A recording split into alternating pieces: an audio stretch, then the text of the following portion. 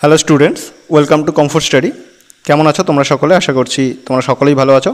Life সায়েন্সের জীববৈচিত্র্য সংরক্ষণ থেকে তোমাদের আজকের এই সেটটি থাকবে। এএনএম জিএনএমের এবছরের 2024-এর কোশ্চেন সেটের জন্য এই চ্যাপ্টারটি খুবই ইম্পর্টেন্ট। তো আমি আশা করব তোমরা মন দিয়ে ক্লাসটি করবে এবং কতগুলো ঠিক হচ্ছে, তোমরা কতগুলো জানতে, কতগুলো ঠিক হচ্ছে সেটা কমেন্ট বক্সে তোমরা অবশ্যই জানাবে। যদি ভিডিওটি ভালো লেগে থাকে তাহলে ভিডিওটিকে লাইক করে দেবে আর আমাদের কমফোর্ট স্টাডি চ্যানেলটিকে সাবস্ক্রাইব করবে। ভিডিও শুরু করার আগে তোমাদের জানিয়ে রাখি, আমাদের টেলিগ্রাম চ্যানেল আছে, সেখানে তোমরা এই কোশ্চেনগুলো পিডিএফ আকারে পেয়ে যাবে। আর তার পাশাপাশি টেলিগ্রামে আমাদের ডিসকাশন গ্রুপ আছে, সেখানে তোমরা যে কোনো কোশ্চেন নিয়ে যদি ডিসকাস করার থাকে করতে পারো, অথবা তোমাদের যে বিষয়ে ক্লাস চাই সেটাও তোমরা সেই গ্রুপে জানাতে পারো। হোয়াটসঅ্যাপ গ্রুপও একই রকমভাবে সেই উপায় আছে, তোমরা চাইলে হোয়াটসঅ্যাপ গ্রুপেও আমাদের জানাতে পারো। তো দেরি না করে আমাদের আজকের ফার্স্ট কোশ্চেনের দিকে চলে যাই। ফার্স্ট কোশ্চেন যেটা আছে, কোনো প্রজাতিকে জাতীয় পার্কে সংরক্ষণ করলে তাকে বলে। জাতীয় পার্কে যদি কোনো প্রজাতিকে সংরক্ষণ করা হয় তাহলে তাকে কি বলে? অপশন দেওয়া আছে। এখানে জাতীয় পার্ক বলতে জাতীয় উদ্যানের কথা বলা হয়েছে। তো ঠিক আছে, তো অপশন দেওয়া আছে বিশেষ সংরক্ষণ, ইন সিটু সংরক্ষণ, এক্স সিটু সংরক্ষণ আর কিস্টোন প্রজাতি সংরক্ষণ। তো এখানে তোমাদের রাইট অ্যান্সার কিন্তু হয়ে যাবে অপশন নাম্বার বি, জাতীয় উদ্যান। এটা কিন্তু একটা ইনসিটু সংরক্ষণের অংশ। ঠিক আছে, ইনসিটু সংরক্ষণের একটা ভাগ হলো জাতীয় উদ্যান। নেক্সট কোশ্চেন বলেছে প্রাকৃতিক পরিবেশ সংরক্ষণ, এটি কি? অপশন দেওয়া আছে জাতীয় উদ্যান, চিড়িয়াখানা, আর্বোরেটাম আর বীজ ব্যাংক। তো তোমাদের এখানে রাইট অ্যান্সার হয়ে যাবে কিন্তু প্রাকৃতিক পরিবেশ সংরক্ষণ, এটা হলো জাতীয় উদ্যান। ঠিক আছে, option number A right answer. Next question বলেছে গরুমারা জাতীয় উদ্যান অবস্থিত। তোমরা সকলেই এখানকার মধ্যে জানো গরুমারা জাতীয় উদ্যান কোথায় অবস্থিত। অপশন দেওয়া আছে মধ্যপ্রদেশ, উত্তরপ্রদেশ, কেরল, পশ্চিমবঙ্গ। তো অবশ্যই তোমাদের রাইট অ্যান্সার হয়ে যাবে option number D, Paschimbanga. Next কোশ্চেনে বলেছে ভারতের প্রথম জাতীয় উদ্যান। এটাও খুব ইম্পর্টেন্ট আর কমন, এটা কিন্তু তোমাদের জিকের সেক্টর থেকেও এই কোশ্চেনটা আসতে পারে। ভারতের প্রথম জাতীয় উদ্যান কোনটি? অপশন দেওয়া আছে বন্দিপুর জাতীয় উদ্যান, করবেট জাতীয় উদ্যান মানে জিম করবেট যেটা, কানহা জাতীয় উদ্যান আর পেরিয়ার জাতীয় উদ্যান। তো ভারতের যে প্রথম জাতীয় উদ্যান ছিল সেটা কিন্তু ছিল জিম করবেট জাতীয় উদ্যান। নেক্সট কোশ্চেনে চলে যাই। বলেছে পেরিয়ার জাতীয় উদ্যান, এইমাত্রই আমরা দেখলাম পেরিয়ার জাতীয় উদ্যান, এটা কোথায় অবস্থিত? অপশন দেওয়া আছে উত্তরপ্রদেশ, কেরল, পশ্চিমবঙ্গ, অসম। তো এই যে পেরিয়ার জাতীয় উদ্যান এটা কিন্তু অবস্থিত কেরলে। ঠিক আছে, অপশন নাম্বার বি তোমাদের রাইট অ্যান্সার। নেক্সট কোশ্চেন বলেছে বায়োস্ফিয়ার রিজার্ভে দেখা যায়। বায়োস্ফিয়ার রিজার্ভে কোন অঞ্চলটি দেখা যায়? অপশন দেওয়া আছে কোর অঞ্চল, বাফার অঞ্চল, ট্রানজিট অঞ্চল, সবগুলি। তো এখানকার মধ্যে তোমাদের সবগুলি কিন্তু এখানে বায়োস্ফিয়ার রিজার্ভে দেখা যায়। দেখো আমি যদি একটা ছবি আঁকি,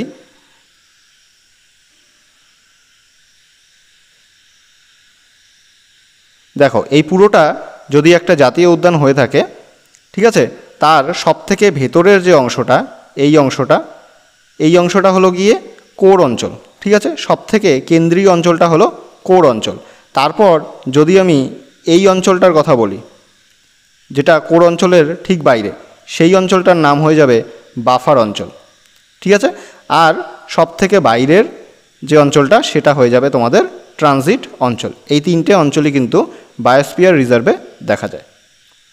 ঠিক আছে, নেক্সট কোশ্চেন বলেছে শিমলিপাল, সুন্দরবন, মানস হলো, এগুলো কি? অপশন দেওয়া আছে বায়োস্ফিয়ার রিজার্ভ, অভয়ারণ্য, জাতীয় উদ্যান, কোল্ড স্পট। তো এই শিমলিপাল, সুন্দরবন, মানস এই সবগুলি কিন্তু বায়োস্ফিয়ার রিজার্ভের নাম। ঠিক আছে, আমরা সুন্দরবন দেখেই এটা অ্যান্সার করতে পারি। তো সুন্দরবন তোমরা জানো সুন্দরবন একটা বায়োস্ফিয়ার রিজার্ভ। তো এগুলো কিন্তু সবগুলোই বায়োস্ফিয়ার রিজার্ভ। নেক্সট কোশ্চেনে বলেছে ইউনেস্কো এর ম্যাপ প্রোগ্রামে যে ধারণাটি সংরক্ষিত হয়। ইউনেস্কো এর যে ম্যাপ নামের যে প্রোগ্রামটা আছে সেখানে কোন ধারণাটি সংরক্ষিত হয়? অপশন দেওয়া আছে সংরক্ষিত অরণ্য, অভয়ারণ্য, বায়োস্ফিয়ার রিজার্ভ, জাতীয় উদ্যান। তো ইউনেস্কো ম্যাপ প্রোগ্রামে যে ধারণাটি সংরক্ষিত আছে সেটা হয়ে যাবে biosphere reserve. Option number c তোমাদের রাইট অ্যান্সার। নেক্সট কোশ্চেন বলেছে ইনসিটু সংরক্ষণের উদাহরণ হলো। ইনসিটু আর এক্সিটু আমরা পড়েছি। তো তো ইনসিটু সংরক্ষণের উদাহরণ হলো, অপশন দেওয়া আছে উদাহরণ 9, সরি দেখো আমারই ভুল হয়ে যাচ্ছে, 9 এই নেগেটিভ কোশ্চেন কিন্তু থাকে, না সূচক প্রশ্ন কিন্তু থাকে, সেটা কিন্তু দেখে নিতে হবে। ঠিক আছে, ইনসিটু সংরক্ষণের উদাহরণ 9 এখানকার মধ্যে কোনটি? অপশন দেওয়া আছে চিড়িয়াখানা, জাতীয় উদ্যান, বায়োস্ফিয়ার রিজার্ভ আর অভয়ারণ্য। তো এখানকার মধ্যে দেখো সবগুলোই ইনসিটু সংরক্ষণ, কিন্তু এই চিড়িয়াখানা এটা কিন্তু একটা এক্সিটু সংরক্ষণ। তোমাদের রাইট অ্যান্সার হয়ে যাবে অপশন নাম্বার এ।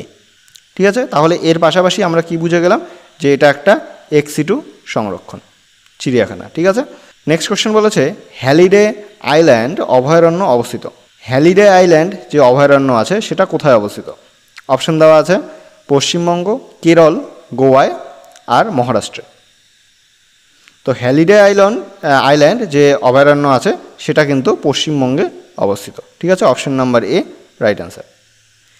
নেক্সট বলেছে জীববৈচিত্র্যকে তাদের মূল প্রাকৃতিক বাসস্থানে বা পরিবেশের বাইরে বজায় রাখার পদ্ধতিকে বলে। এখানে বলেছে জীববৈচিত্র্যকে তাদের মূল প্রাকৃতিক বাসস্থানে বা পরিবেশের বাইরে, তার মানে সাধারণ অবস্থানে তারা থাকবে না, যে প্রাকৃতিক পরিবেশে তারা অভ্যস্ত সেই প্রাকৃতিক পরিবেশে তাদের রাখা যাবে না, তাদের আলাদা পরিবেশে রাখা হয়। এই পদ্ধতিটিকে কি বলা হয়? অপশন দেওয়া আছে জৈব সংরক্ষণ, এক্সিটু সংরক্ষণ, ইনসিটু সংরক্ষণ আর বায়ো প্রিজার্ভেশন। তো এটা কিন্তু তোমরা মনে রাখবে যে যখনই জীববৈচিত্র্যকে তাদের মূল প্রাকৃতিক বাসস্থানের বাইরে অন্য একটা পরিবেশে রাখা হয়, ঠিক আছে, তাহলে সেক্ষেত্রে কিন্তু এক্সিটু হয়ে যায়। আর যদি একই রকম পরিবেশে, যেমন বাঘকে অরণ্যের মধ্যেই রাখা হয়, ঠিক আছে, জঙ্গলেই রাখা হয়, সেই রকম পরিবেশেই রাখা হয়, তাহলে সেক্ষেত্রে কিন্তু সেটা ইনসিটু সংরক্ষণ হয়, যেরকম আমরা জাতীয় উদ্যান, অভয়ারণ্য এগুলো বললাম। ঠিক আছে, নেক্সট কোশ্চেন বলেছে IUCN এর হেডকোয়ার্টার অবস্থিত। IUCN এর হেডকোয়ার্টার কোথায় অবস্থিত? দেখো IUCN এর ফুল ফর্ম কী হবে?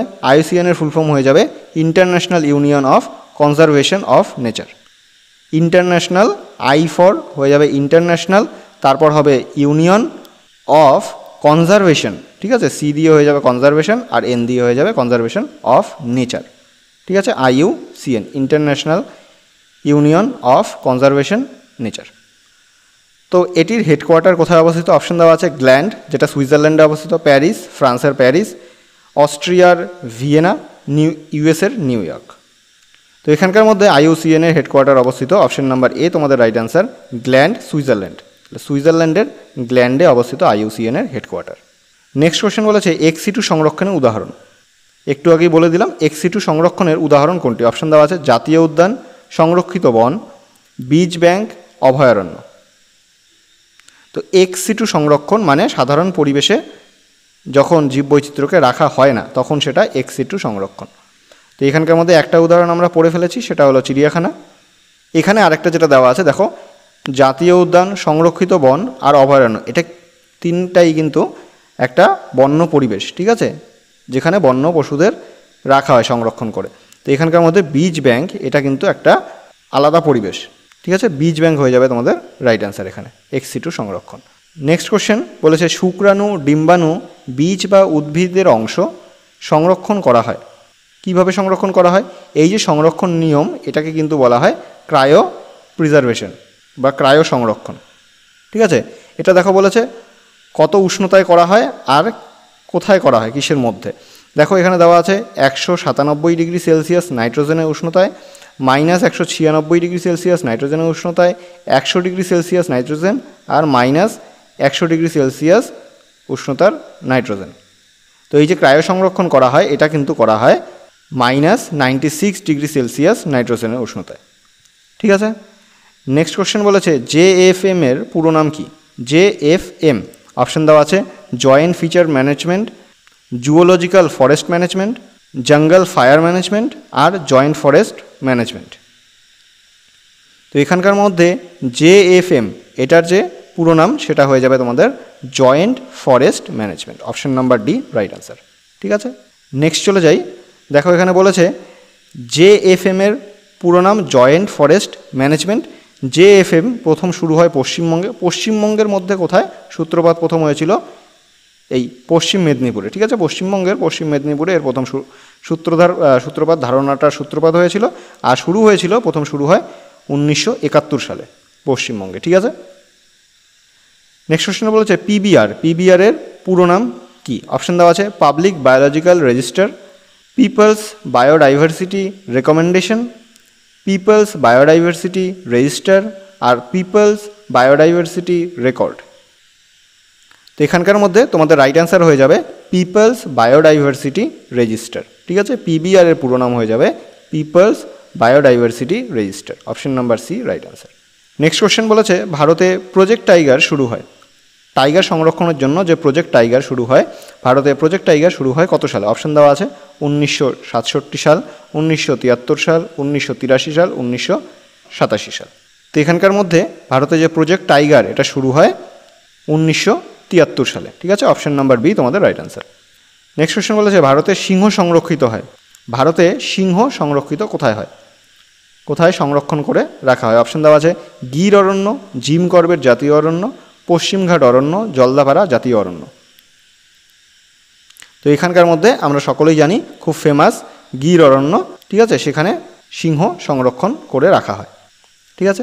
এখনও অবধি যারা যারা ক্লাসটা দেখছো আর যদি ক্লাসটা দেখে ভালো লেগে থাকে, যদি মনে হয় যে না তোমাদের হেল্প হচ্ছে, তাহলে প্লিজ আমাদের হেল্প করার জন্য তোমরা চ্যানেলটিকে সাবস্ক্রাইব করতে পারো। এটা কিন্তু পুরোপুরি তোমাদের জন্য ফ্রি, আমরা এক্সট্রা করে কোনো কোচিং করাই না, এখানে তোমাদের ইউটিউবে পুরো টাইমটা আমরা দেই। আমরা এতটুকুই শুধু তোমাদের কাছে চাই যে তোমরা মন দিয়ে পড়াশুনো করো আর তার পাশাপাশি আমাদের এই চ্যানেলটিকে সাবস্ক্রাইব করো, আমাদের চ্যানেলের পাশে থাকো, ঠিক আছে। তো নেক্সট কোশ্চেনে চলে যাই। বলেছে পশ্চিমবঙ্গের কোথায় রেড পান্ডা পাওয়া যায়? পশ্চিমবঙ্গের রেড পান্ডা কোথায় পাওয়া যায়? খুব ফেমাস রেড পান্ডা। আমি যদি বলি যে দার্জিলিংয়ে অনেকেই, দার্জিলিং যে ন্যাশনাল জু আছে সেখানে কিন্তু সবাই রেড পান্ডা দেখতে যায়, ঠিক আছে। তো এখান থেকে তোমরা আইডিয়া পেয়ে যাবে যে কোথায় এটা পাওয়া যায়। অপশন দেওয়া আছে ময়ূর ঝর্ণা হাতি রিজার্ভ, সজনেখালি অভয়ারণ্য, সিঙ্গালীলা জাতীয় পার্ক, কোনোটি নয়। তো দার্জিলিংয়ে যেটা আছে সেটা কিন্তু সিঙ্গালীলা জাতীয় পার্ক, এখানেই কিন্তু রেড পান্ডা ফেমাস, ঠিক আছে। তোমাদের রাইট অ্যান্সার হচ্ছে option number c. Next question বলেছে ওয়াইল্ড লাইফ প্রোটেকশন অ্যাক্ট এর সূচনা হয়, ওয়াইল্ড লাইফ প্রোটেকশন অ্যাক্ট এর সূচনা হয়। অপশন দেওয়া আছে 1972 সাল, 1982, 2001, 2009। তো এখানকার মধ্যে তোমাদের রাইট অ্যান্সার কিন্তু হয়ে যাবে অপশন নাম্বার এ, 1972 সালে ওয়াইল্ড লাইফ প্রোটেকশন অ্যাক্ট সূচনা হয়েছিল।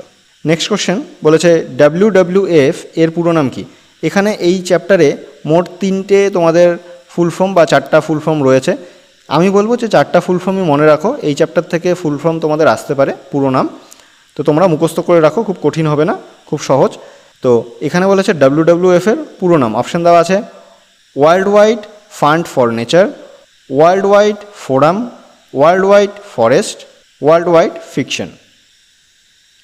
তো WWF এর যেটা পুরো নাম সেটা হয়ে যাচ্ছে তোমাদের right answer world wide fund for nature, ঠিক আছে। পুরো বিশ্ব জুড়ে যে ফান্ড, নেচারের জন্য যে ফান্ড নেওয়া হয় সেটা, ঠিক আছে, world wide fund for nature, option number A তোমাদের রাইট অ্যান্সার।